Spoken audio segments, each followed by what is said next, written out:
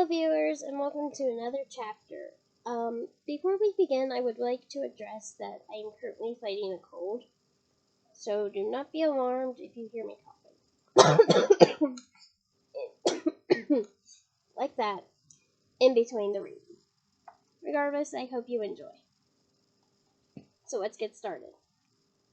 Chapter 10, The Rogue Bludger. Wow. Alrighty, before we begin.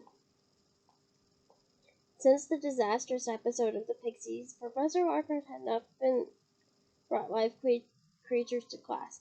Instead, he read passages from his books to them, and sometimes reenacted some of the more dramatic bits. Kind of like how I'm doing now with Harry Potter for you guys.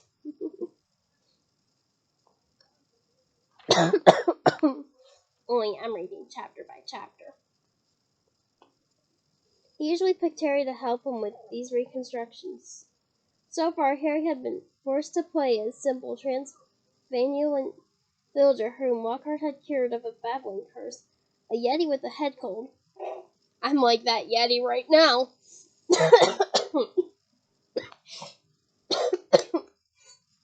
So that's funny. And a vampire who had been unable to eat anything except lettuce since Lockhart had dealt with him. Harry was hauled to the front of the class during the very next Defense Against the Dark Arts lesson, this time acting werewolf. Good foreshadowing. If he hadn't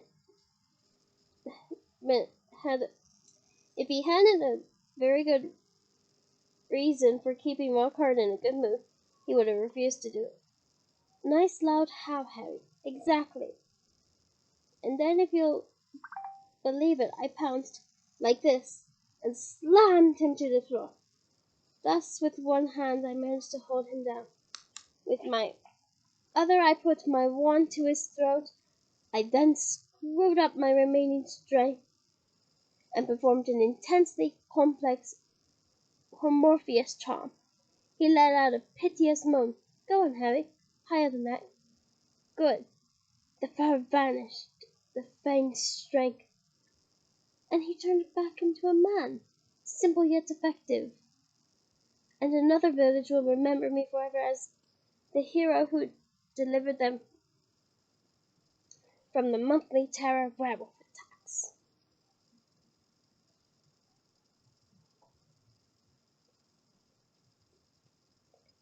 The bell rang and Lockhart got to his feet. Homework. Compose a poem about my defeat of the Wagga Wagga werewolf. Signed copies of Magical Me to the author of the best one. The class began to leave.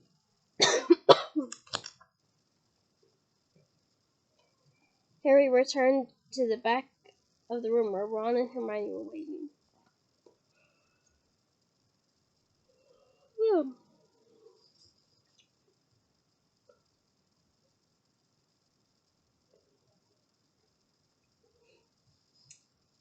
Betty?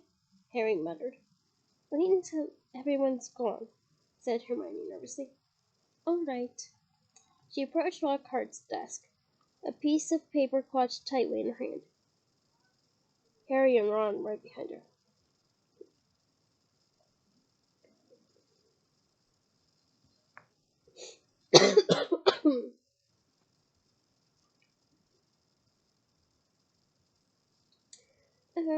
Professor Lockhart, Hermione stammered. I wanted to get this book out of the library, just for background reading. She held out the piece of paper, her hand shaking slightly. But the thing is, it's in the restricted section of the library, so I need a teacher to sign for it. I'm sure it would help me understand what you say in Gadding with Ghouls about slow-acting venoms. Ah, Gadding with Ghouls, said Lockhart, taking note from Hermione and smiling widely at her. Possibly my very favorite book. You enjoyed it? Oh, yes, said Hermione eagerly.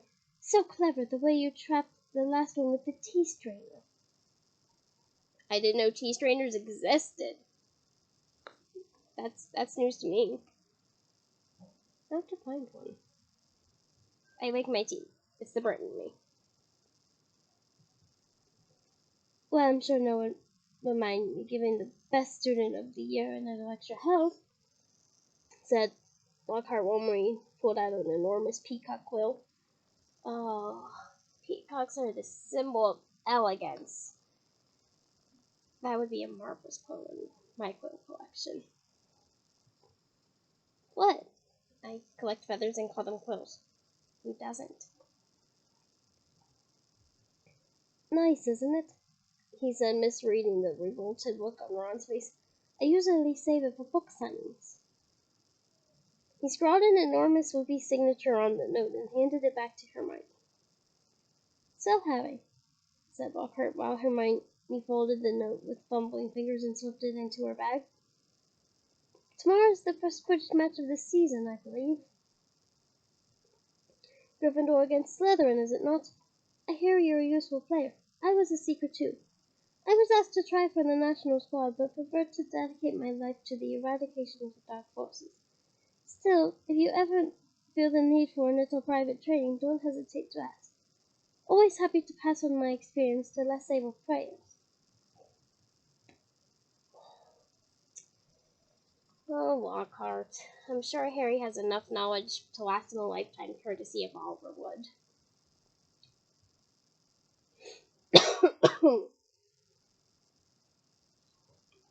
Harry made an indistinct noise in his throat and then hurried off after Ron and Hermione. I don't believe it, he said as the three of them examined the signature on the note. He didn't even look at the book we wanted. That's because he's a brainless git, said Ron. But who cares? We got what we wanted. He is not a brainless git, said Hermione shrilly as they ran toward the library. Just because he said you were the best student of the year. They dropped their voices as they entered the muffled stillness of the library. Madame Pince, the librarian, was a thin, irritable woman who looked like an underfed vulture.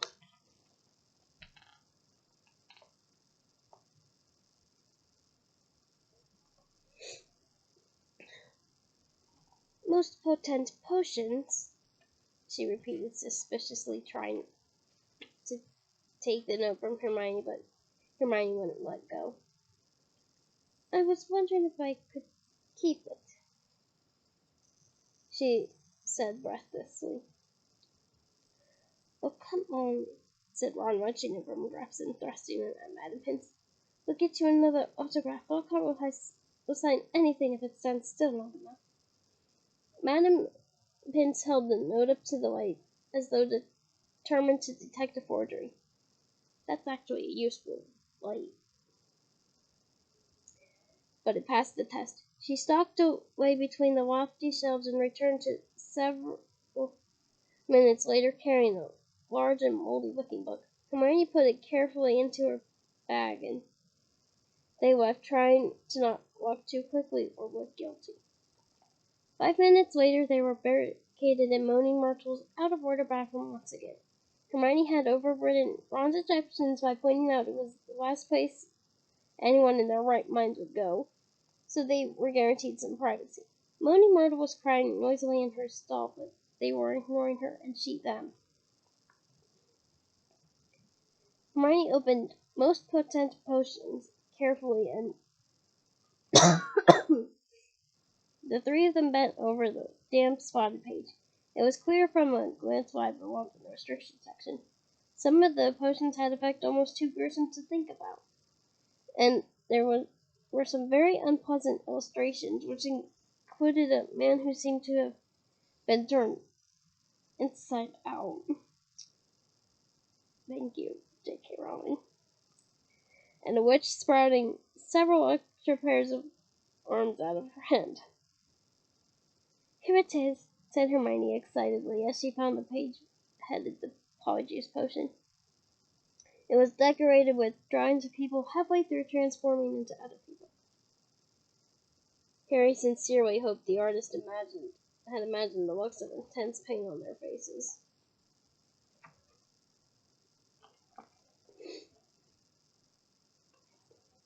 This is the most complicated potion I've ever seen, said Hermione as they scanned the recipe. Lacewing flies, leeches, fluxseed, and nutgrass. She murmured, running her finger down the list of ingredients. Well, they're easy enough. They're in the student store cupboard. We can help ourselves. Ooh, look, powdered horn of a bicorn. Don't know where we're going to get that. Shredded skin of a boom slime? That'll be tricky too. And of course, a bit of whoever we want to change into. Excuse me, said Ron sharply. What do you mean, a bit of whoever we're changing into? I'm drinking nothing with crab's toenails in it. Oh, Ron.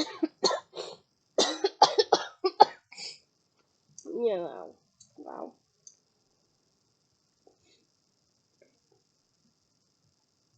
Hermione continued as though she hadn't heard him. You don't have to worry about that yet, though, because we had those bits last. Ron turned speechless to Harry, who had another worry. Do you realize how much we're going to have to steal, Hermione? Shredded skin of a boomslang, that's definitely not in the student's cupboard. What are we going to do? Break into Snape's private stores? I don't know if this is a good idea.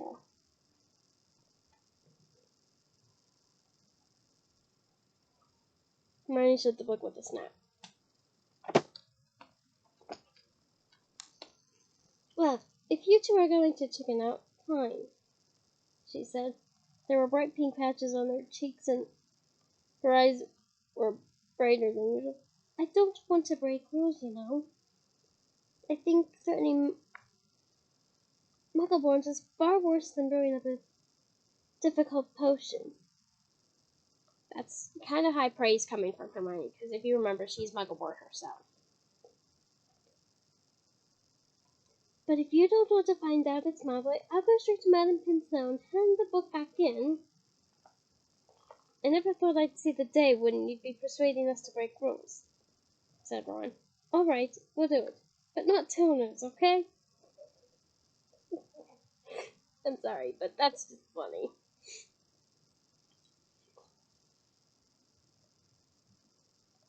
How long will it take to make anyway? Said Harry as Hermione, looking happier, opened the book again. Well, since the fluxweed has got to be picked at the full moon and the lacewings have got to be stewed for 21 days, I'd say it'd be about ready in about a month, if we can get all the ingredients. A month? Said Ron. Malfoy could have attacked half the Muggleborns in the school by then. But Hermione's eyes narrowed dangerously again, and he added swiftly, but it's the best plan we've got, so full steam ahead, I say. Excuse me.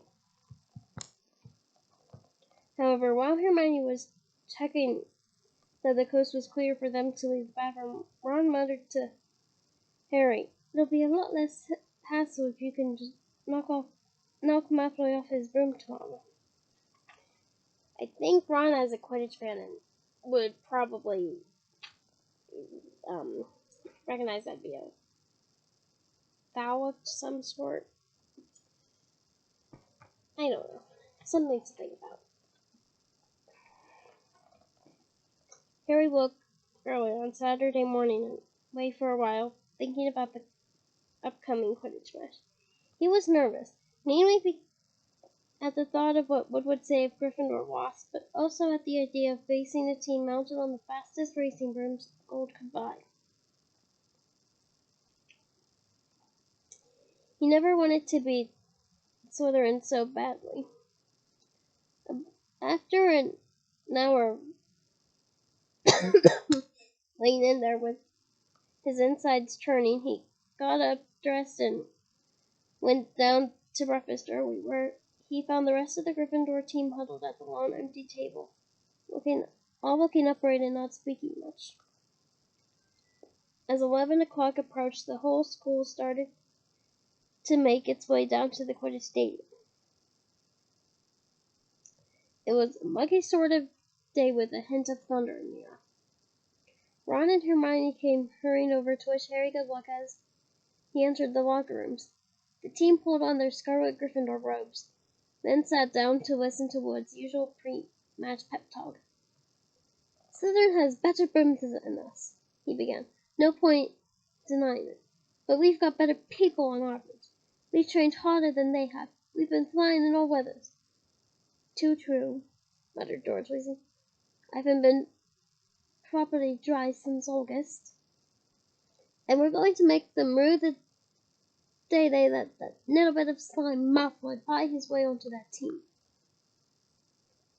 Chest heaving with emotion, Wood turned to Harry. It'll be down to you, Harry, to show them that the Seeker has to have something more than a rich father. Get that snitch for Malfoy or die trying, Harry. Because we've got to win today. We've got to. So no pressure, said Fred, winking at him. I'm not too best with winks, so I tried. As they walked out onto the pitch, a roar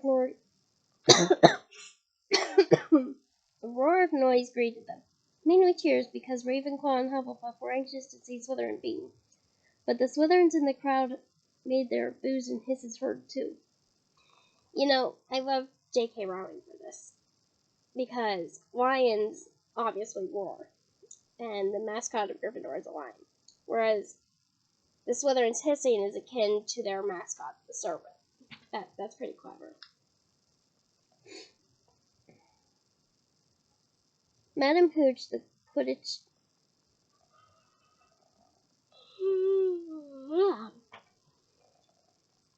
teacher, asked Flint and Wood to shake hands, which they did, giving each other threatening stares and gripping rather harder than was necessary. On my whistle, said Madam Hooch. 3, 2, 1. You're welcome.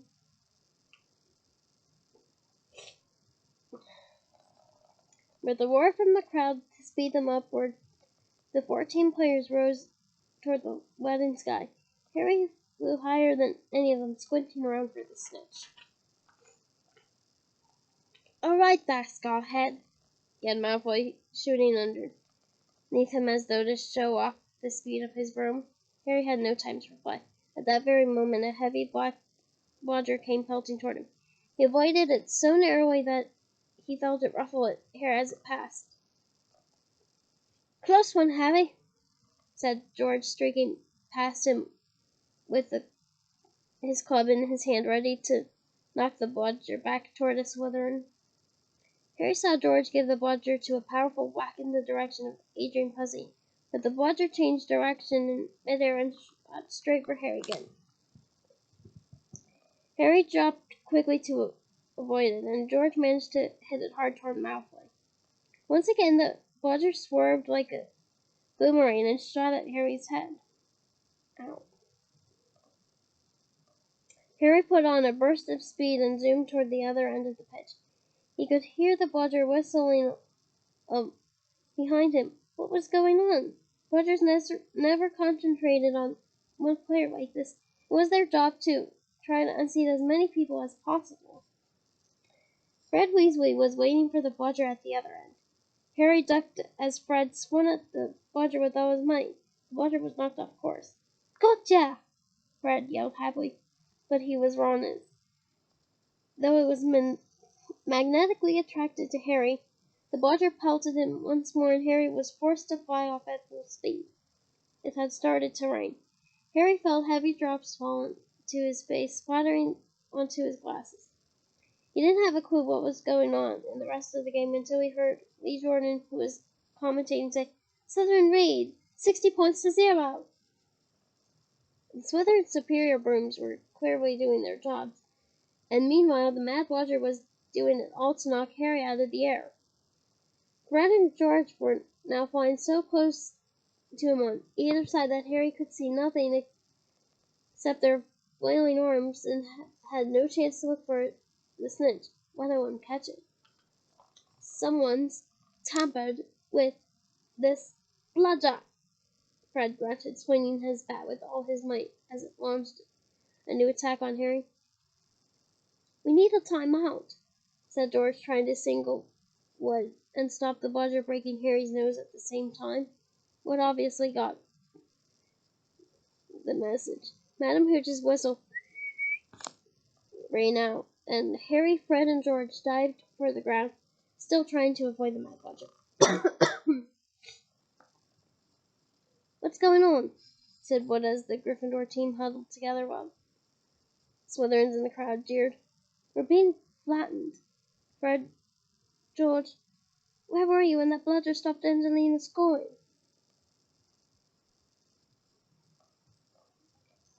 "We were 20 feet above her, stopping the other bludger from murdering Harry, Oliver," said George angrily. "Someone's fixed it. It won't leave Harry alone. It hasn't gone for anyone else all game. The Slytherins must have done something to it." "But the bludger's been locked in Madam Hooch's office since our last practice, and there was nothing wrong with it then," said Wood anxiously. Madam Hooch was walking toward them. Over her shoulder, Harry could see the Slytherin team jeering and pointing in his direction. "Listen," said Harry as she came nearer and nearer. "With you two flying around me all the time, the only way I'm going to catch this snitch is if it flies up my sleeve. Go back to the rest of the team and let me deal with the rogue one." "Don't be fake," said Red. "It'll take your head off."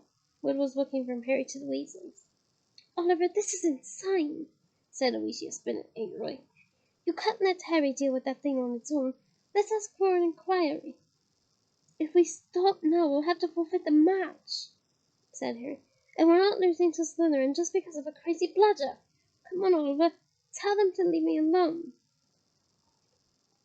"It's all your fault," said George, your way to it. "Get the snitch or die trying. What a stupid thing to tell him." Madam Hooch had joined them. "Ready to resume play?" she asked Wood. Wood looked at the determined look on Harry's face. "All right," he said. "Fred, George, you heard Harry. Leave him alone and let him deal with the bludger on his own." The rain was falling more heavily now. On Madam Hooch's whistle,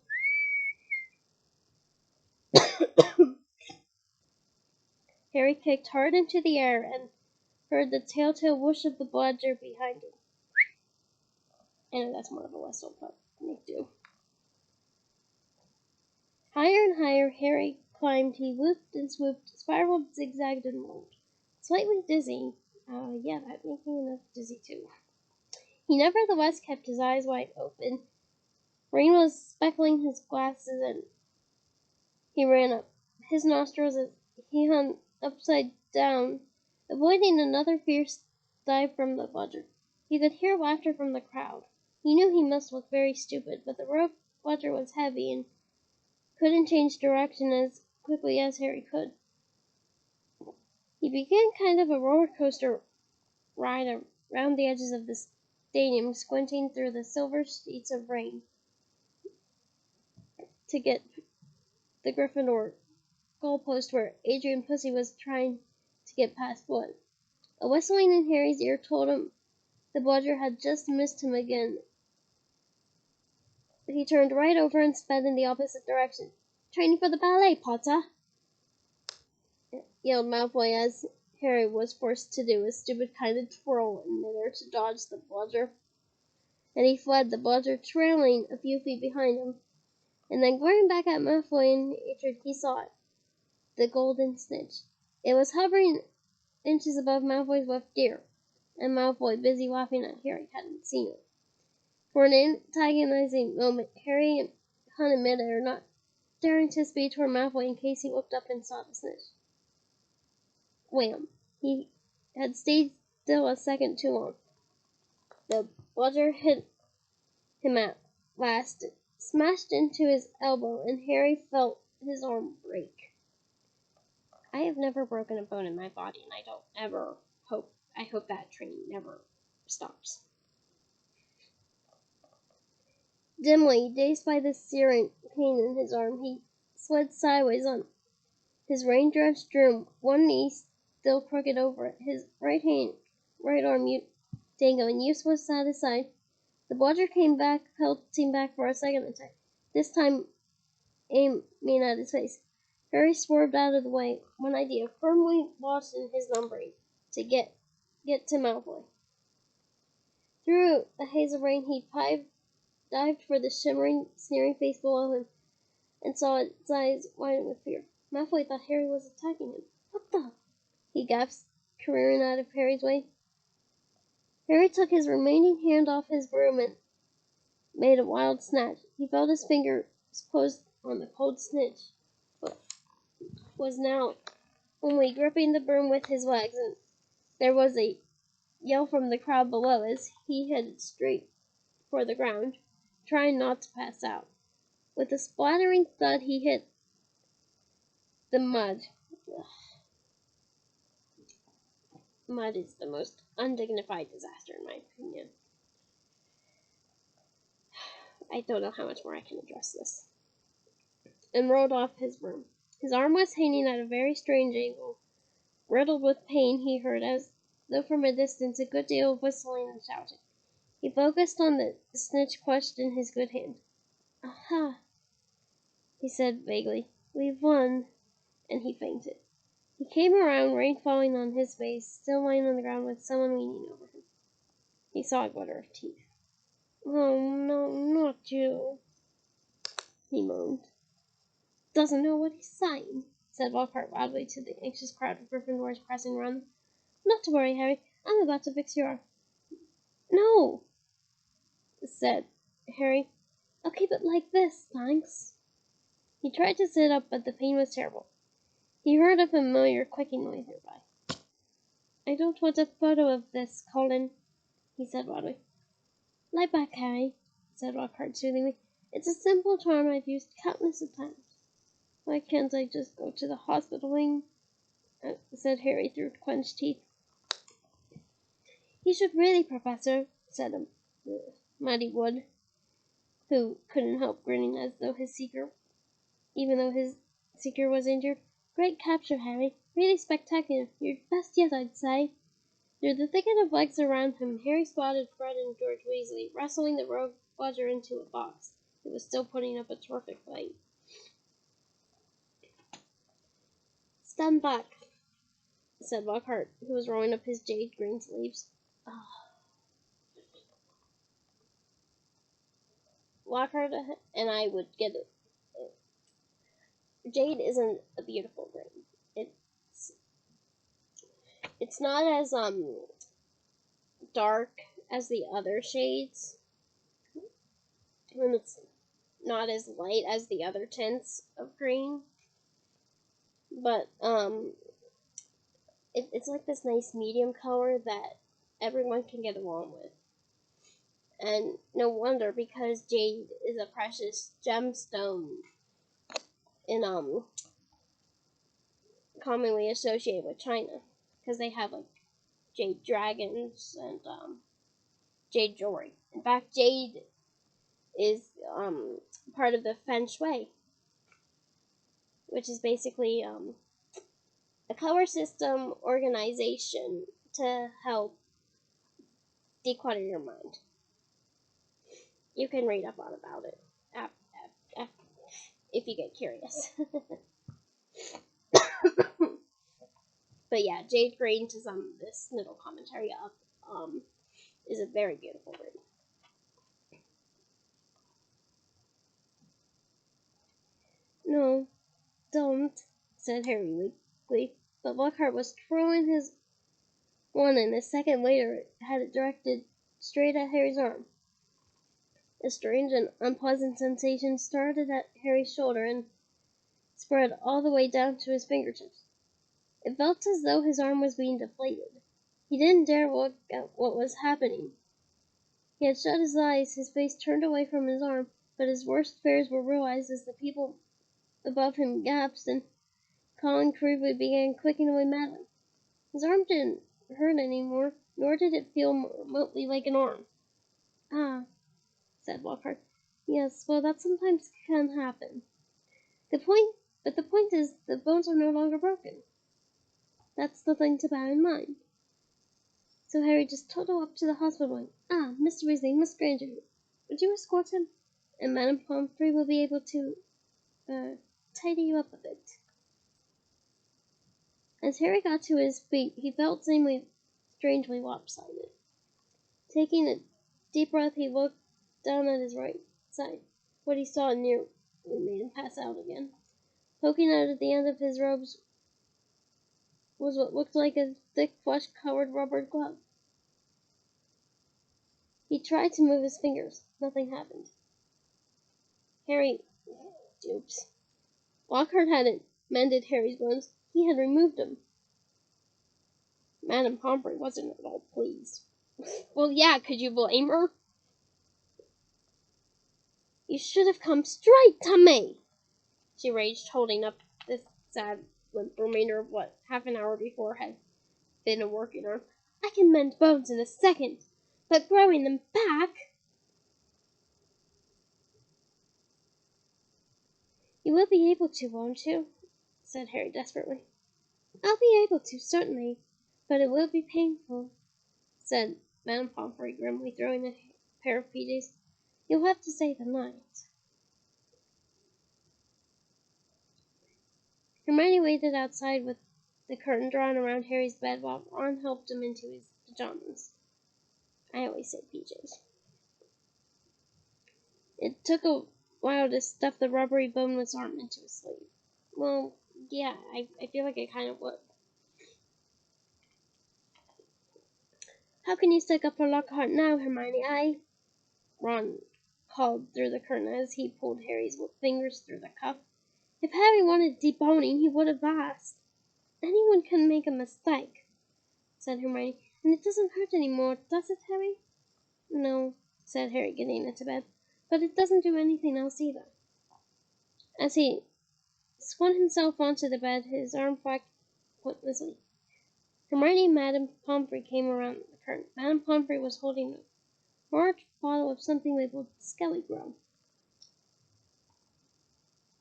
You're in for a rough night, she said, pouring out a steaming beakerful and handing it to him. Regrowing bones is a nasty business. So was taking the Skelly Grow. It burned Harry's mouth and throat as it went down, making him cough and sputter. Still tut-tutting about dangerous sports and inept teachers, Mouth and Pomfrey retreated, leaving Ron and Hermione to help Harry gulp down some water. We won, though, said Ron, a grin breaking across his face. That was some catch you made. Malfoy's face. He looked ready to kill. I want to know how he fixed that bludger, said Hermione darkly. We can add that to the list of questions we'll ask him when we take in the polyjuice potion, said Harry, sinking back onto his post. I would taste better than this stuff. If it's got bits of Slytherins in it, you've got to be joking, said Ron.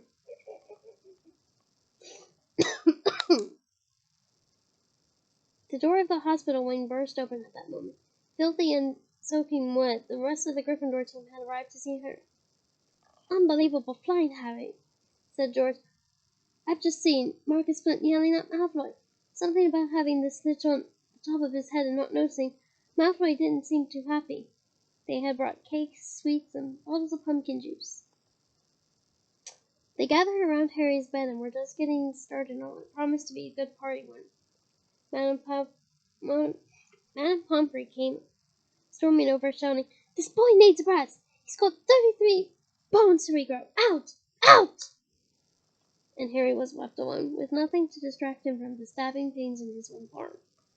Hours and hours later, Harry woke quite suddenly in the pitch of blackness and gave a small yelp of pain. His arm now felt full of large splinters. For a second he thought what was what had awoken him. Then, with a thrill of horror, he realized that someone was sponging his forehead in the dark. Get off, he said loudly, and then, Dobby! The house elf's goggling tennis ball eyes were peering at Harry through the darkness. A single tear was running down his large, pointed nose. Harry Potter came back to school, he whispered miserably. Dobby warned and warned Harry Potter. Ah, sir, why didn't you heed Dobby?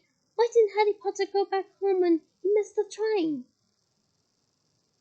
Harry heaved himself on his paws and pushed Dobby's sponge away. "What are you doing here?" he said. "And how do you know I missed the train?" Dobby's lip trembled, and Harry was seized by a sudden suspicion. "It was you," he said slowly. "You stopped the barrier from letting us through." "Indeed, yes, sir," said Dobby, nodding his head vigorously, ears flapping. "Dobby hid and watched for Harry Potter, and sealed the gateway, and Dobby had to iron his hands afterward." He showed Harry his 10 long bandaged fingers. "But Dobby didn't care, sir, for he thought Harry Potter was safe, and never did Dobby dream that Harry Potter would get to school another way." He was rocking backward and forward, shaking his ugly head. "Dobby was so shocked when he heard Harry Potter was back at Hogwarts, he let his master's dinner burn. Such a horror Dobby never had, sir." Harry slumped back onto his pillows. "You nearly got Ron and I expelled," he said fiercely. "You had better get lost before my bones come back, Dobby, or I might strangle you." Dobby smiled weakly. "Dobby is used to death threats, sir. Dobby gets them 5 times a day at home."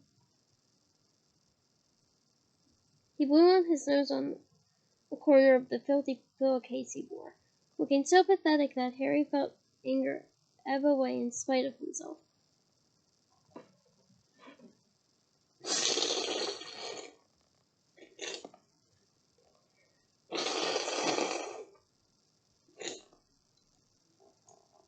I'm fighting a cold, so I thought that would be fitting.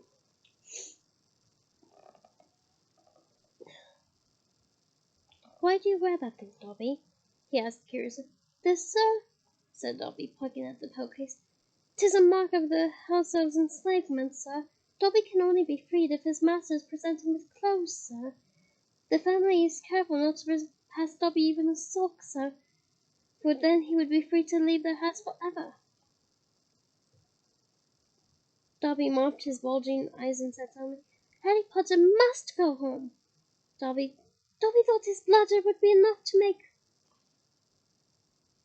"Your bludger?" said Harry, anger rising once more. "What do you mean, your bludger?" "You made that bludger try and kill me." "Not kill you, sir. Never kill you," said Dobby softly. "Dobby wants to save Harry Potter's life. Better sent home, grievously injured, than remain here, sir. Dobby only wanted Harry Potter hurt enough to be sent home." "Oh, is that all?" said Harry angrily. "I don't suppose you're going to tell me why you want me sent home in pieces." "Ah, if Harry Potter only knew!" Dobby groaned, more tears dripping on to his ragged pillowcase. "If he knew what he means to us, to the lonely, the enslaved, we dregs of a magical world. Dobby remembers how it was when he who must not be named was at the height of his powers, sir. We house elves were treated like vermin, sir. Of course Dobby is still treated like that, sir," he admitted, drying his face on the pillowcase.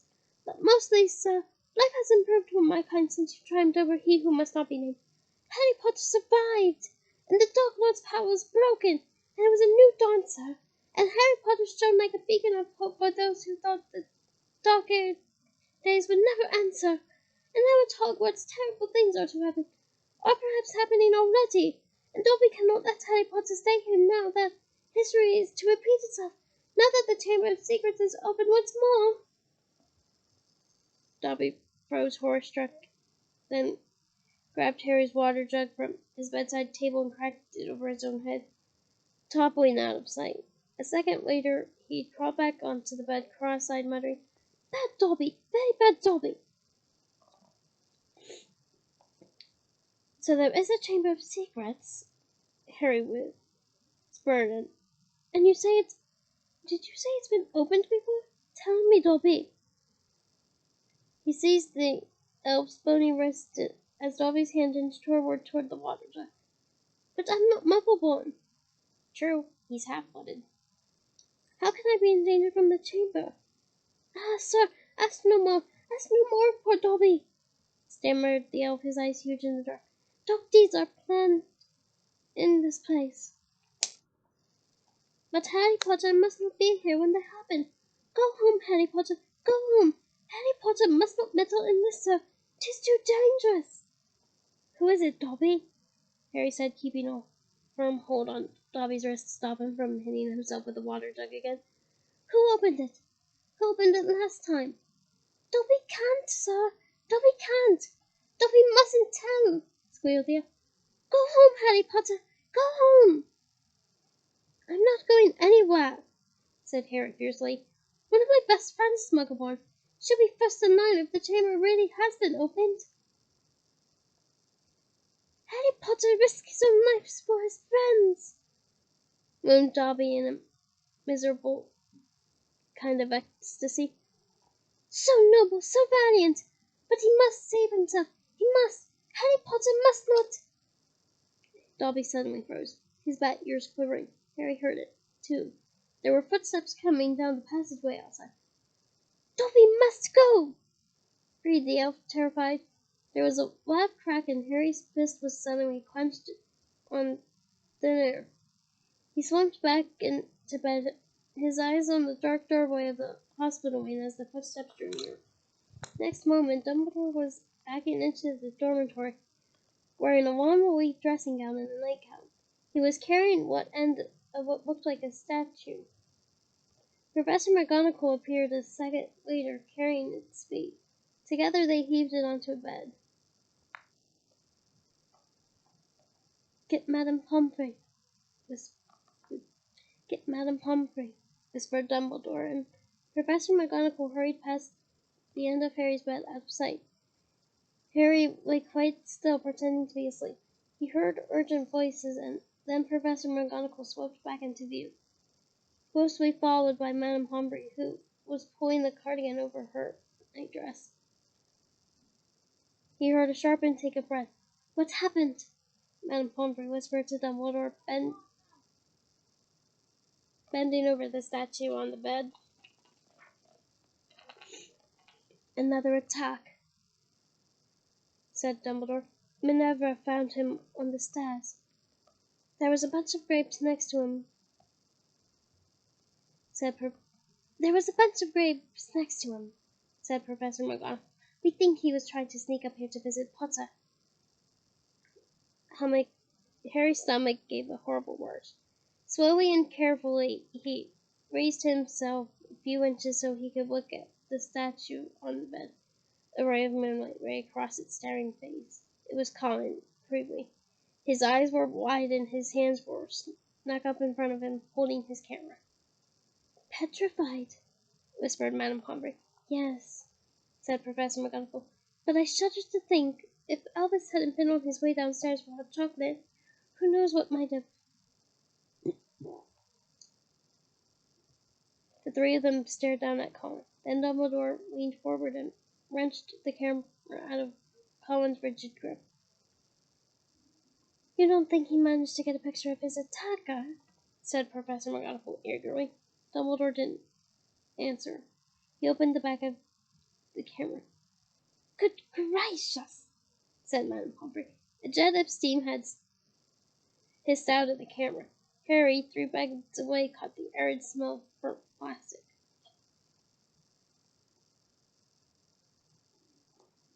Melted, said Madame Pomfrey wonderingly. All melted. What does this mean, Albus? Professor McGonagall asked urgently. It means, said Dumbledore, that the Chamber of Secrets is indeed open again. Madame Pomfrey clapped a hand to her mouth. Professor McGonagall stared at Dumbledore. But, Albus, surely, who? The question is not who, said Dumbledore, his eyes on Colin. The question is how. And from what Harry could see of Professor McGonagall's shadowy face, she didn't understand this any better than he did. And that concludes the chapter. Hopefully I'm feeling better without and not coughing during the next week. Till then, bye.